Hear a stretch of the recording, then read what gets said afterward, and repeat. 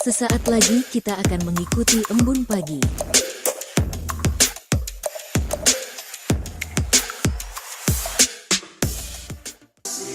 Kasihnya setiap hari seperti embun pagi, sejukkan hati. Ucapkan syukur, Tuhan Yesus baik, biar kita tabur perkataan yang baik. Tuhan sediakan kebutuhanku,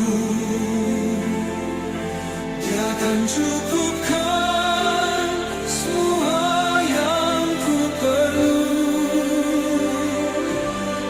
Dia sembuhkan semua sakitku,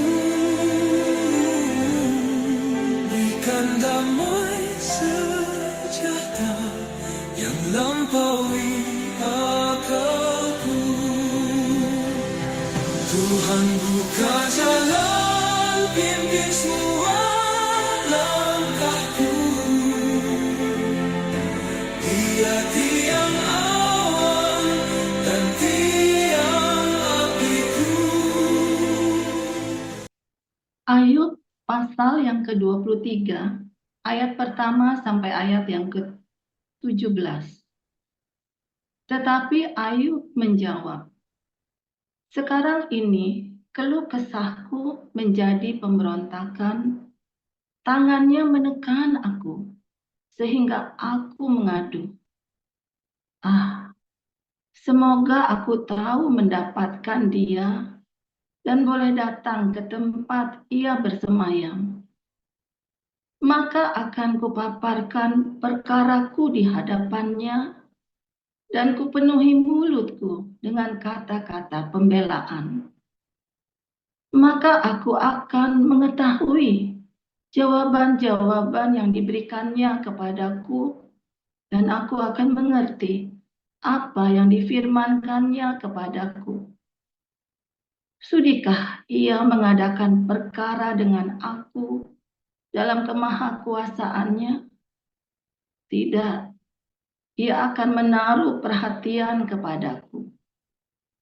Orang jujurlah yang akan membela diri di hadapannya, dan aku akan bebas dari hakimku untuk selama-lamanya.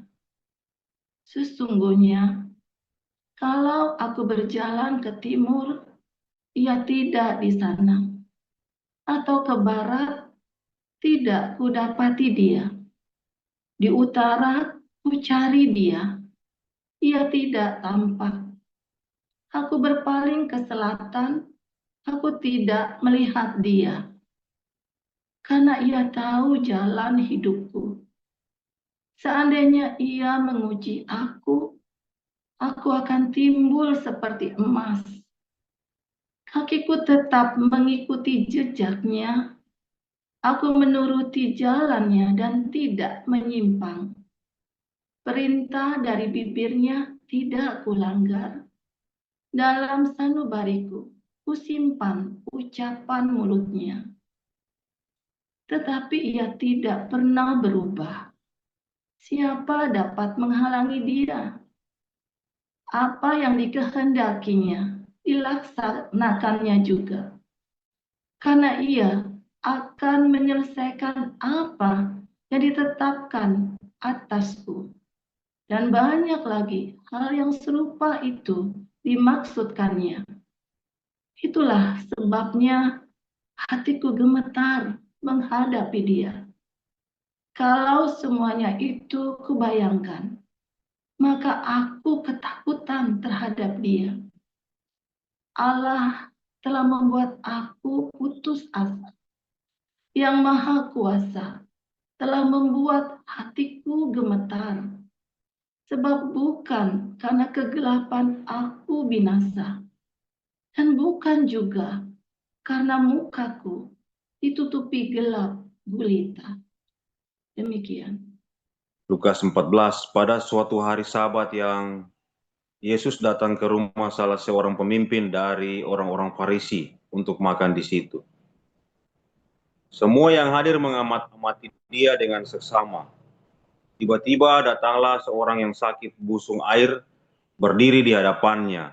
Lalu Yesus berkata kepada ahli-ahli Taurat dan orang-orang Farisi itu, katanya, "Diperbolehkankah menyembuhkan orang pada hari Sabat atau tidak?" Mereka itu diam semuanya. Lalu ia memegang tangan orang sakit itu dan menyembuhkannya dan menyuruhnya pergi. Kemudian ia berkata kepada mereka, "Siapakah di antara kamu yang tidak segera menarik keluar anaknya atau lembunya kalau terperosok ke dalam sebuah sumur, meskipun pada hari Sabat?" Mereka tidak sanggup membantahnya. Karena Yesus melihat bahwa tamu-tamu berusaha menduduki tempat-tempat kehormatan, ia mengatakan perumpamaan ini kepada mereka. Kalau seorang mengundang engkau ke pesta perkawinan, janganlah duduk di tempat kehormatan, sebab mungkin orang itu telah mengundang seorang yang lebih terhormat daripadamu. Supaya orang itu yang mengundang engkau dan dia jangan datang dan berkata kepadamu, "Berilah tempat ini kepada orang itu." Lalu engkau dengan malu harus pergi duduk di tempat yang paling rendah. Tetapi apabila engkau diundang, pergilah duduk di tempat yang paling rendah. Mungkin tuan rumah akan datang dan berkata kepadamu, "Sahabat, silakan duduk di depan." Dan dengan demikian engkau akan menerima hormat di depan semua tamu yang lain. Sebab barang siapa meninggikan diri, ia akan direndahkan. Dan barang siapa merendahkan diri, ia akan ditinggikan. Dan Yesus berkata juga kepada orang yang mengundang dia, "Apabila engkau mengadakan perjamuan siang atau perjamuan malam, janganlah engkau mengundang sahabat-sahabatmu atau saudara-saudaramu, atau kaum keluargamu, atau tetangga-tetanggamu yang kaya. Karena mereka akan membalasnya dengan mengundang engkau pula, dan dengan demikian engkau mendapat balasannya. Tetapi apabila engkau mengadakan perjamuan, undanglah orang-orang miskin, orang-orang cacat, orang-orang lumpuh, dan orang-orang buta. Dan engkau akan berbahagia karena mereka tidak mempunyai apa-apa untuk membalasnya kepadamu. Sebab engkau akan mendapat balasannya pada hari kebangkitan orang-orang benar." Mendengar itu berkatalah seorang dari tamu-tamu itu kepada Yesus, "Berbahagialah orang yang akan dijamu dalam kerajaan Allah." Tetapi Yesus berkata kepadanya, "Ada seorang mengadakan perjamuan besar dan ia mengundang banyak orang. Menjelang perjamuan itu dimulai, ia menyuruh hambanya mengatakan kepada para undangan, 'Marilah, sebab segala sesuatu sudah siap.' Tetapi mereka bersama-sama meminta maaf. Yang pertama berkata kepadanya, 'Aku telah membeli ladang dan aku harus pergi melihatnya. Aku minta dimaafkan.' Yang lain berkata, 'Aku telah membeli 5 pasang lembu kebiri dan aku harus mencobanya. Aku minta dimaafkan.' Yang lain lagi berkata, 'Aku baru kawin dan karena itu aku tidak dapat datang.' Maka kembalilah hamba itu dan menyampaikan semuanya itu kepada tuannya. Lalu murkalah tuan rumah itu dan berkata kepada hambanya, 'Pergilah dengan segera ke segala jalan di lorong kota dan bawalah kemari orang-orang miskin dan orang-orang cacat dan orang-orang buta dan orang-orang lumpuh.' Kemudian hamba itu melaporkan, 'Tuan, apa yang Tuhan perintahkan itu sudah dilaksanakan. Tetapi sekalipun demikian, masih ada tempat.' Lalu kata Tuhan itu kepada hambanya, 'Pergilah ke semua jalan dan lintasan dan paksalah orang-orang yang ada di situ masuk karena rumahku harus penuh. Sebab aku berkata kepadamu, Tidak ada seorang pun dari orang-orang yang telah diundang itu akan menikmati jamuanku. Pada suatu kali banyak orang berduyun-duyun mengikuti Yesus. Dalam perjalanannya sambil berpaling ia berkata kepada mereka, "Jikalau seorang datang kepadaku dan ia tidak membenci bapaknya, ibunya, istrinya, anak-anaknya, saudara-saudaranya laki-laki atau perempuan, bahkan nyawanya sendiri, ia tidak dapat menjadi muridku. Barang siapa tidak memikul salibnya dan mengikut aku, ia tidak dapat menjadi muridku. Sebab siapakah di antara kamu yang kalau mau mendirikan sebuah menara, tidak duduk dahulu membuat anggaran biayanya, kalau cukup uangnya untuk menyelesaikan pekerjaan itu. Supaya jikalau ia sudah meletakkan dasarnya dan tidak dapat menyelesaikannya, jangan-jangan semua orang yang melihatnya mengejek dia sambil berkata, orang itu mulai mendirikan tetapi ia tidak sanggup menyelesaikannya. Atau raja manakah yang kalau mau pergi berperang melawan raja lain tidak duduk dahulu untuk mempertimbangkan apakah dengan 10.000 orang ia sanggup menghadapi lawan yang mendatanginya dengan 20.000 orang?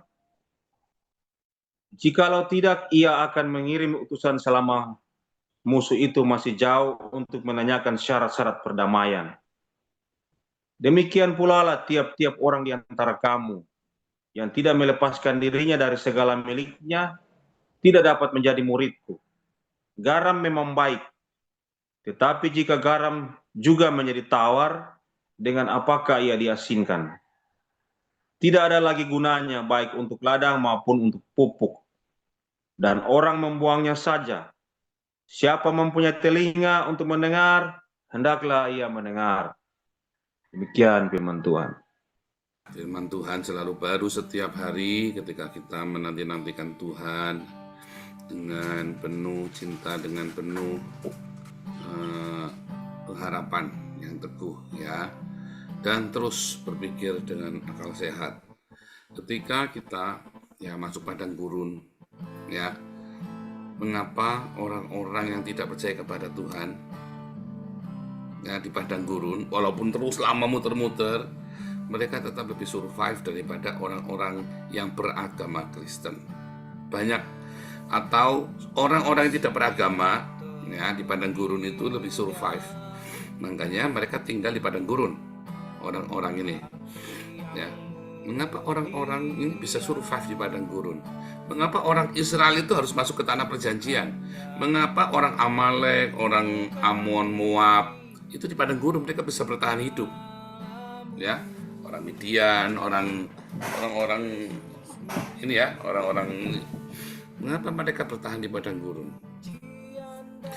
Tetapi orang-orang Israel harus masuk tanah perjanjian. Ya, dan kalau bisa jangan lama-lama di padang gurun. Tapi orang-orang ini memang sengaja tinggal di padang gurun. Ya, Anda pernah kepikir begitu nggak? Kan sama kan dengan kita kan? Mengapa ya kita harus masuk tanah perjanjian? Tapi sementara orang-orang fasik itu, orang-orang yang tak bertuhan itu nggak perlu masuk padang gurun, nggak perlu masuk tanah perjanjian. Mereka memang malah milihnya ke tanah di padang gurun. Ketika mereka masuk ke tanah perjanjian itu ya mereka nggak betah. Karena di tanah perjanjian hidup kamu harus benar. Di tanah perjanjian kalau kamu hidup nggak benar ya kamu akan kembali ke padang gurun lagi. Kamu akan dibuang, ya. Dan orang Kanaan kan dibunuh semua kan, dimusnahkan semua karena mereka hidupnya nggak benar. Mengapa kalau kamu lihat daerah-daerah yang gersang-gersang itu dihuni oleh orang Islam? Ya, atau dibalik, orang Islam itu tinggal di daerah yang kalau kamu lihat di peta itu daerahnya putih semua, artinya itu padang belantara tuh, padang gurun tuh. Ya, dari gurun Sahara, gurun Arabia, yang di Afrika, yang di Asia, bahkan di Asia pun mereka tinggalnya di gurun. Ya, orang-orang dari Afghanistan, Tajikistan, daerah perbatasan Cina, Mongolia, ya. Itu semua padang gurun semua. Ada orang-orang Islam itu. Ya. Aneh ya. Nah, itu kenapa mereka di padang gurun secara hurufiah maupun secara rohani, ya. Tapi kenapa Anda harus masuk ke tanah perjanjian yang penuh dengan susu dan madu? yang dimana Anda menabur dan menuai. Di padang gurun kamu nggak urusan menabur dan menuai, saudara. Karena di padang gurun kerjanya kamu apa? Ngerampok. Di padang gurun tuh kamu ngerampok, bukan nabur nuai. Kamu tidak akan bisa menabur dan menuai. Kamu nggak ada urusan dengan menabur dan menuai. Kamu harus merampok untuk mendapatkan nafkah hidupmu. Ya, di padang gurun itu kamu harus berjuang dengan nyawamu, dengan darahmu. Setiap hari kamu akan lihat pertumpahan darah. Di padang gurun itu kamu harus hidup dengan kekerasan. Itulah sebabnya agama Islam adalah agama yang penuh dengan kekerasan. Anda mau terima mau enggak, itu kenyataannya. Karena itu memang agama dari padang gurun. Ya. Di tanah perjanjian, kamu tidak bisa hidup dengan kekerasan. Segala sesuatunya soft. Makanya Islam itu tidak cocok untuk Indonesia. Langsung rusak Indonesia itu. Ya, begitu Islam masuk, porak-poranda dari zaman Majapahit pun runtuh langsung Anda jatuh dari satu bangsa ke bangsa yang lain, ditaklukkan. Ya, karena Indonesia ini tanah yang penuh susu dan madu. Indonesia ini tanah yang subur, tidak cocok untuk orang Islam. Di tanah yang penuh susu dan madu, kamu akan hidup dengan menabur dan menuai. Kamu nabur perbuatan baik, kamu akan tuai perbuatan baik. Kamu nabur yang jahat, kamu akan tuai yang jahat. Di padang gurun tidak urusan tabur tuai, kamu rampok. Pokoknya kamu harus rampok. Ya, sama seperti Abraham berkata kepada Ishak berkata kepada Esau, ya kan, dengan panahmu kamu akan hidup. Ya, dengan kekerasan, kamu akan hidup dengan kekerasan. Kamu tidak mau. Begitu kamu bawa kekerasan itu ke tanah yang penuh dengan susu dan madu, ya rusak negaranya. Sama, ya. Mengapa orang-orang di padang gurun itu, ya emang apa orang-orang fasik yang tidak mengenal kasihnya Tuhan Yesus itu, ya bisa survive di padang gurun? Karena orang Kristen yang katanya kenal kasih Tuhan Yesus, justru dia tidak punya iman. Yang pertama, saudara ya, kalau orang mau di padang gurun itu, dia kan gak punya iman. Apakah kamu pikir orang Islam itu punya iman? Apa kamu pikir orang-orang sama? Tidak ada bedanya orang Islam dengan orang yang tidak beriman. Ya, tidak ada bedanya. Mereka semua bekerja, mereka semua bergerak, mereka semua berjuang dengan kekuatannya sendiri, dengan dikjayanya dia, kedikjayaannya. Mereka survive karena mereka tidak punya iman. Mana aneh kan, di padang gurun kan, dia survive karena tidak punya iman. Karena mereka tidak punya iman, maka mereka mengandalkan rasionalnya. Mereka harus berpikir, harus selalu mikir, bagaimana caranya mikir, bagaimana caranya survive. Ya kalau perlu apa? Kalau perlu ya saudara sendiri pun dibunuh, dimakan. Simple, ya. Homo homini lupus, manusia apa? Seperti serigala, ya kan? Makan sesamanya. Pagi-pagi kamu bangun, hari ini siapa yang mau aku makan ya? Ya kan? Loh, saya ini ngomong cerita kenyataan, saudara. Ya, orang-orang Islam ini, Muhammad itu, ya anaknya dia sama menantunya dia itu kan bunuh-bunuhan sendiri, anak menantunya Muhammad. Ya, loh saya ini ngomong beneran ya, bukan saya ngomong serius. Ini saya bukan mengolok, beneran. Ini sejarah kisah nyata dan mereka tahu perang onta itu ya, Battle of Camel 2 kali ya. Itu anak mantu Muhammad bunuh-bunuhan sendiri. Siapa hari yang kumakan? Kalau perlu keluargaku sendiri kukorbankan. Ya kan? Yang penting aku survive hari ini. Pergantian khilafah sahabat-sahabatnya Muhammad itu pertumpahan darah semua tuh. Tidak diakui mereka saling bunuh, tetapi mereka bergantinya dengan mati, pertumpahan darah, bukan karena diserahkan begitu. Ya. Tetapi di dalam hidup sehari-hari orang tak percaya juga begitu. Ya, keluarga saya yang dulu ya, sekarang keluarga saya semua sudah mengenal Tuhan Yesus. Waktu mereka tidak kenal Tuhan Yesus, mereka mami saya pernah mau diparang kok, mau dibacok begitu sama adiknya sendiri. Tapi setelah kenal Tuhan Yesus, penuh dengan beda banget. Tapi dulu berantem. Ya, bahkan anak-anak diajari di rumah sendiri sudah diajari berkompetisi satu sama lain. Tarung kelahi bubak begitu, saudara ya. Diajari survive harus begitu. Anda lihat ya, orang-orang yang tidak percaya Tuhan Yesus itu di rumah pun kamu diajari saling sikut loh. Kita kemudian jadi orang Islam yang kisah nyata sejarah. Kalau memang sejarah Muhammad itu ada ya, itu ada Battle of Camel ya. Tapi sama ya. Kalau kamu lihat keluarga makan, keluarga saudaranya sendiri pun dimakan. Karena apa? Memang harus survive. Mereka harus survive dan mereka hajar. Yang nalurinya dulu, Bu ya. Nalurinya untuk survive. Itu ya.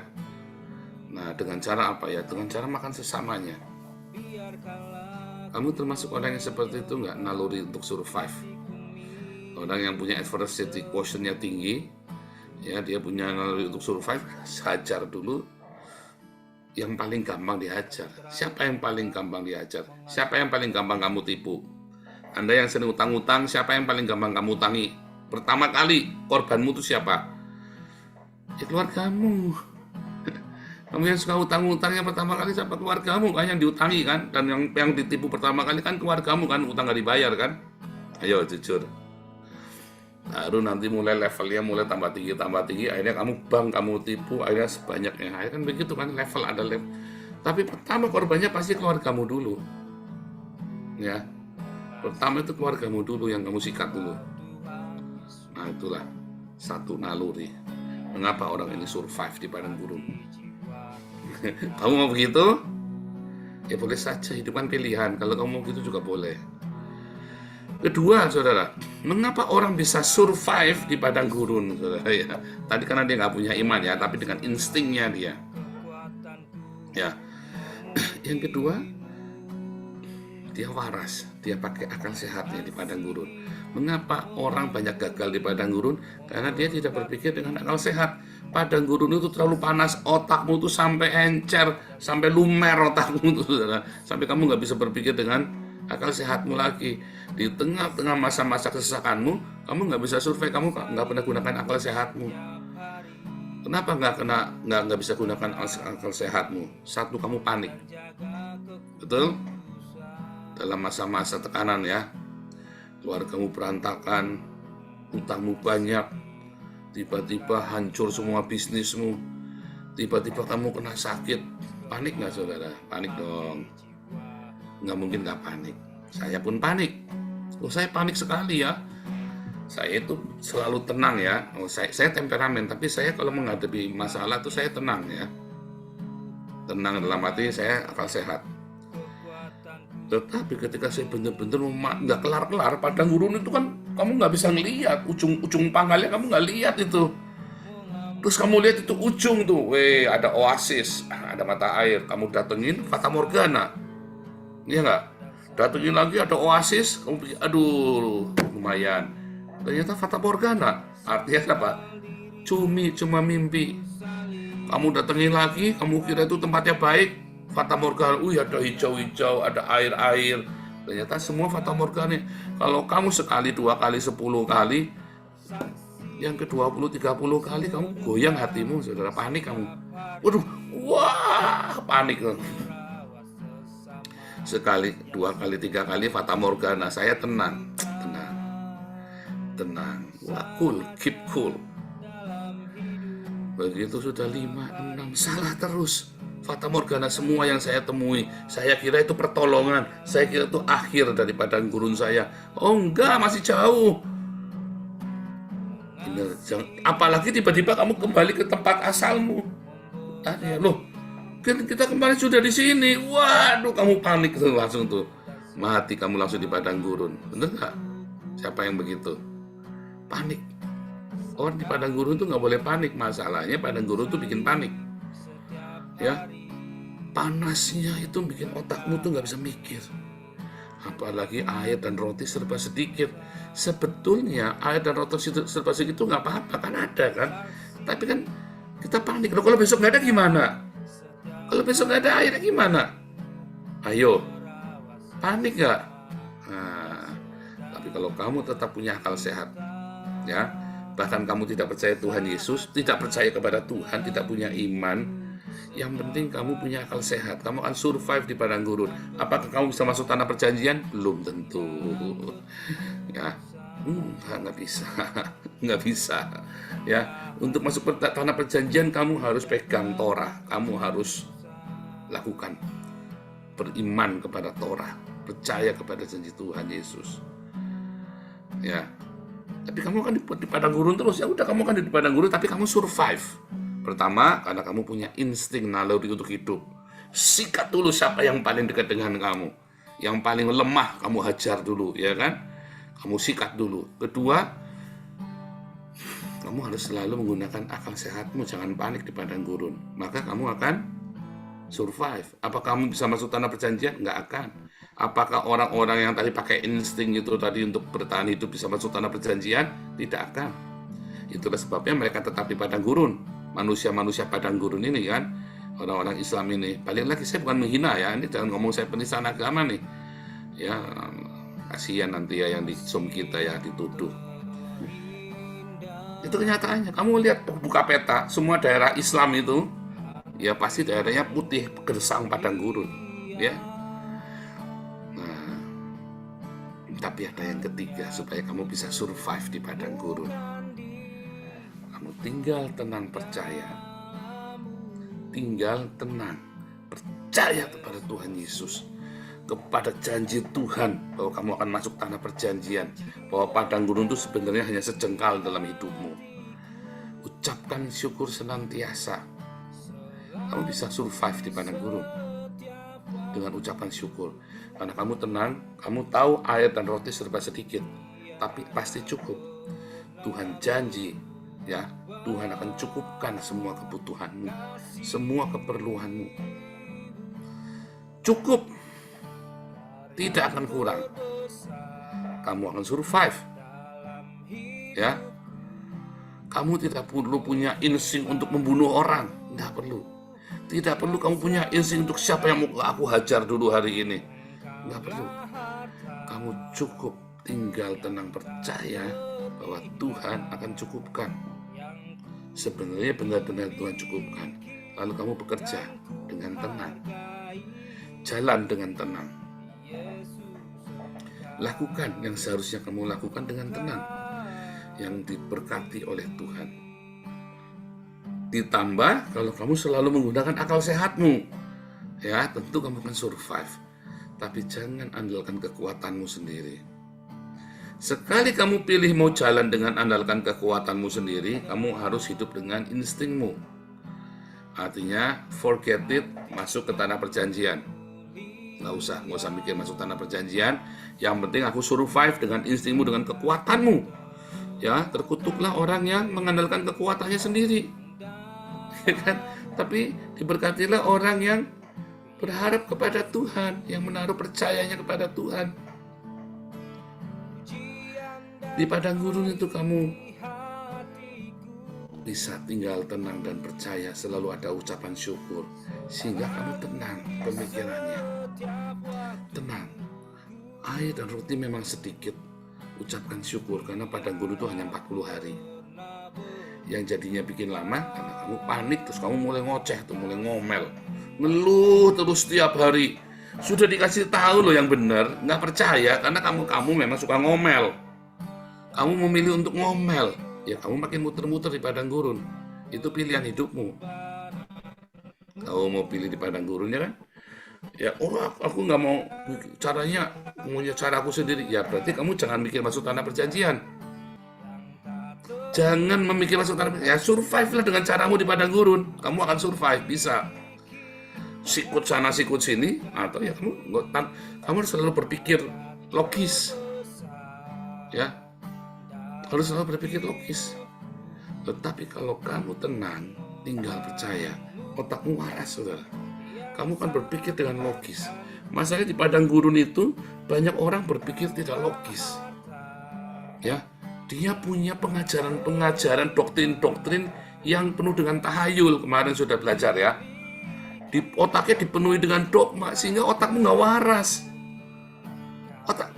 Bahkan orang yang tidak percaya Tuhan, ateis saja lebih waras dari kamu dan dia akan survive. Lah kamu kepala dipenuhi dengan dogma, dengan doktrin, dengan tahayul-tahayul agama.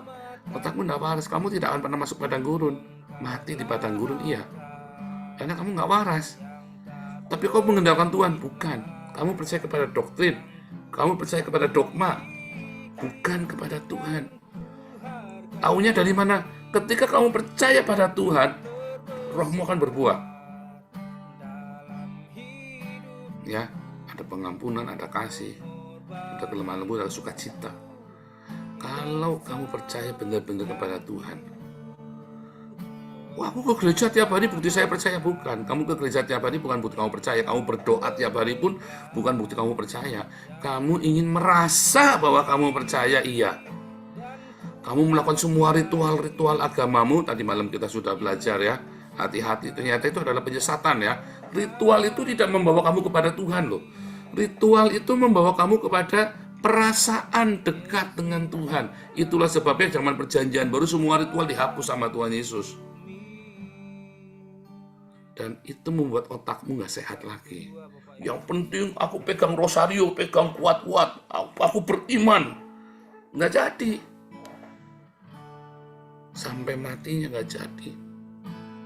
Yang penting aku doa Bapa Kami 100 kali. Saya dulu sampai begitu loh ya. Aku doa Bapa Kami 100 kali, 1000 kali. Saking baca kayak macam mantra jadinya saya tuh. Merasa, padahal saya benar-benar udah goyah iman. Saudara, semua itu hanya ilusi. Yang real adalah mengasihi, mengampuni, memberkati. Itu real. Kamu gak usah dirasa-rasa kalau itu. Pokoknya ada orang yang bikin salah sama kamu memang marah, tapi kamu tetap ampuni. Mengasihi, kita tetap memberkati. Ya, dengan hikmat. Ya, hati-hati dengan semua tipuan muslihat iblis. Ada tertulis untuk membenarkan kebodohan dan hawa nafsumu. Ya, sudah kita bahas semua. Anda ikuti ini serial pengajaran ya. Kamu dengarkan yang saya ngomong ini, saudara ya. Kamu akan lolos dan hidupmu akan bahagia. Kamu akan survive dan kamu akan nyampe sampai ke tanah perjanjian. Nggak pakai lama. Ya, ingat ada 3 hal. Kamu pakai instingmu, senggol bacok, ya, instingmu kan yang penting survive. 2, pakai akal sehatmu, logika, ya, kamu tidak perlu percaya Tuhan. Gila. Tetapi yang ketiga, kamu tetap tinggal tenang percaya dengan air dan roti sedikit bersama, lakukan Torah cintanya Tuhan Yesus. Kamu bukan hanya survive, kamu bisa berpikir dengan akal sehat. Kamu tidak perlu kamu senggol bacok. Tetapi justru dalam tinggal dan tenang percaya, akal sehatmu akan berjalan. Singkirkan semua tahayul. Kamu bisa tahu pilih mana yang tahayul, mana yang cuma doktrin-doktrin yang nggak berguna, doktrin dan dogma yang tidak berguna. Makanya dulu saya ngotot ya, saya masuk dalam perdebatan Tritunggal Yohanes. Saya lagi kasih tahu nggak ada gunanya. Ya, aku liti semua, yang Tritunggal nggak bisa bantah saya, yang Yohanes nggak bisa bantah saya, bisanya miso-miso. Ya, buahnya mereka nggak ada, akhirnya berzina semua, korupsi semua donasinya. Kita tunjukkan nih, loh, tak tunjukkan ke kalian. Ini loh buahnya orang yang ya, saya lebih tahu tentang Tritunggal Yohanes daripada kalian semua. Tapi saya berbuah lebih banyak dari kalian semua. Karena saya tidak urusan dengan Tritunggal Yohanes, walaupun saya tahu dan saya bisa kerjain kalian. Tetapi saya tunjukkan buah. Ya, saya tunjukkan buahnya. Dan saya tinggal di tanah perjanjian. Kamu masih di padang gurun. Ya kan, saya tinggal di tanah perjanjian. Nah, itulah bedanya. Paham ya, saudara ya? Ada banyak sekali perdebatan teologi yang tidak perlu di antara kita. boleh untuk kita diskusi, tapi bukan untuk kamu sampai ngotot mati-matian, sampai kudu begitu, belum sampai kamu lupa berbuah, sampai kamu lupa untuk menghasilkan buah. Ya, itulah sebabnya yang Tuhan ajarkan kepada kita tiap hari.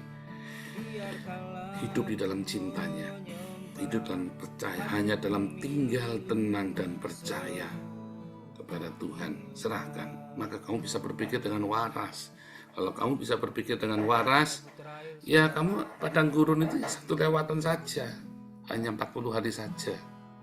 Ya, Yesus 40 hari di padang gurun, Elia 40 hari di padang gurun, Israel itu harusnya cuma 40 hari. Ya, jadi 40 tahun. Nah, kamu mau berapa lama di padang gurun? Jangan lama-lama dong. Ingat 3 hal tadi ya. Tuhan Yesus memberkati.